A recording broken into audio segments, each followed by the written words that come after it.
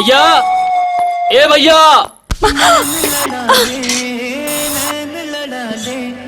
जिंदगी के आजा उड़ा ले।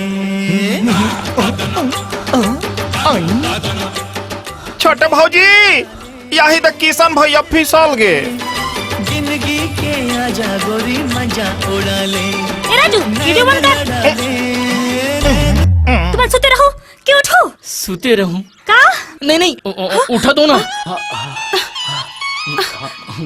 ए बसंती तो राखी नहीं दिखेगा? चलत फिर आदमी ऊपर झपाए पड़ा था। उषा ये मोर ऊपर थोड़ी झपा रही से, बल्कि मैं एक ऊपर झपा के रहे वो। का? सुना था तेरी काय कहा तेला? वाह भौजी कोई भैरी थोड़ी है जो नहीं सुनी। कैसे भौजी? हाँ मैं सब सुना देखा था दीदी कता सिद्धो बना तेला। ये सिद्धो नहीं है, इकर दिल में मैल भरे है मैल। हैं? मोर दिल में मैल है, कहीं हार्ट अटैक हो गए तो लेनक देना हो जाही। हे भगवान अब चुपे रहो। दीदी एमा किशन बाबू के कोनो गलती नहीं, गलती तो मोर है, मला माफ कर दो। ए बसंती हमार आदमी औरत के बीच में बोले कि तोला कोई हक नहीं है, तई जाई हाले।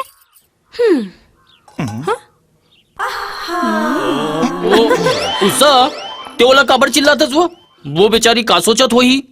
अच्छा वो बेचारी, मैं अत्याचारी और तै ब्रह्मचारी। वाह उषा ते आजकल बहुत अच्छा तुकबंदी कर लेतस वो।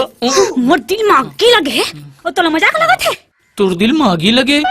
मैं अभी पानी डाल के ना आगिल बुझा देता हूँ। हे भगवान कैसे आदमी संग मोर बिहाव कर रहा है। अरे वो ते रोवत का बरस वो।